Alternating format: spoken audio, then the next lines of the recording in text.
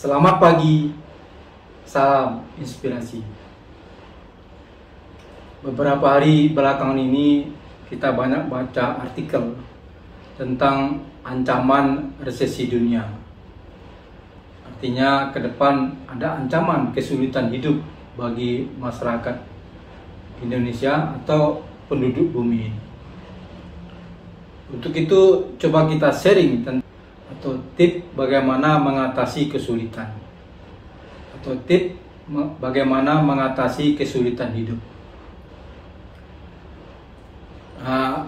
Dalam beberapa kesempatan beberapa waktu yang lalu kami sering diajak diskusi oleh seorang pemulung yang sering lewat di depan rumah kami, yang dia mengeluh hidupnya makin lama makin susah dan dari kecilnya sudah susah. Lalu kami katakan, Bapak seharusnya tetap bersyukur masih bisa hidup dan masih bisa mencari makan walaupun dalam kesulitan. Kalau kita lihat bagaimana penduduk bumi ini di belahan dunia lainnya itu, seperti di Afrika yang kekeringan, ya, seperti di Suriah, di Libya yang perang saudara, itu jangankan untuk mendapatkan makan, untuk keselamatan jiwanya saja mungkin susah. Artinya Bapak harus tetap bersyukur, karena dari rasa syukur itu nanti rezeki akan datang.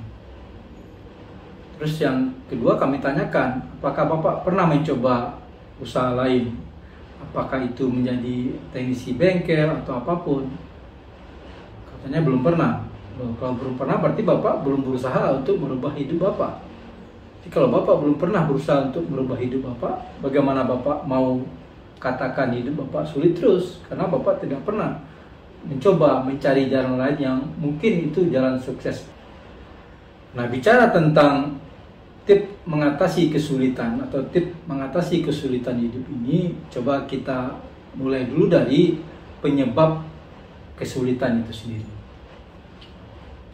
Penyebab kesulitan itu sendiri yang pertama adalah jalan hidup yang dipilih itu tidak sesuai dengan bakat dan kemampuan. Lalu penyebab kedua adalah belum ketemunya pintu rezeki yang disediakan oleh Allah, oleh Tuhan. Ya. Rezeki itu ada 8 pintu, yang diantaranya adalah rezeki yang sudah dijamin, rezeki karena istighfar, rezeki karena bersyukur, ya, lalu rezeki karena berusaha, dan ada 8. Lalu penyebab yang ketiga kemungkinannya adalah mungkin kita suka mempersulit orang lain, sehingga kemudahan tidak datang kepada diri kita. Karena ada quote kami, setiap kali mempermudah jalan orang lain akan menumbuhkan ribuan kemudahan buat jalan kita sendiri. Lalu penyebab keempat adalah kurangnya bersyukur atau berterima kasih. Karena kita tahu janji Allah, bagi mereka yang bersyukur maka Allah akan menambah nikmat atau rezekinya. Lalu penyebab kelima kemungkinan adalah tidak pernah atau kurang berbuat baik kepada orang lain. Karena kita tahu ada hukum tabur tuai. Siapa yang sering menabur kebaikan, maka dia akan menuai kebaikan dengan sendirinya. Lalu baru kita coba bahas tips bagaimana mengatasi kesulitan. Yang pertama adalah jangan pernah mengeluh kepada siapapun. Karena mengeluh hanyalah mengungkapkan ketidakmampuan diri, ya, dan tidak akan menghasilkan apa-apa, malah mengkerdilkan jiwa sehingga kemampuan tidak akan tumbuh dengan sendirinya. Lalu tips kedua adalah jangan pernah menyalahkan siapapun. Karena menyalahkan siapapun tidak akan ada gunanya, malah menimbulkan atau mencari musuh. Lalu tips yang ketiga adalah berbuat baik, berdoa, dan bersedekah. Itu sesuai dengan tuntunan agama, karena hal itulah yang dapat mengubah takdir atau memperbaiki keadaan diri kita. Lalu tips yang keempat adalah berpikir jernih, melihat setiap persoalan. Lalu tips yang kelima adalah gali bakat dan kemampuan yang terpendam.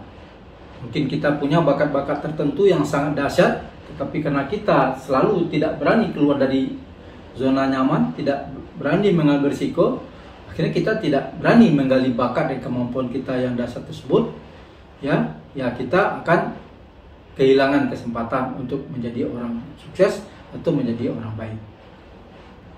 Lalu tips yang keenam adalah coba introspeksi diri.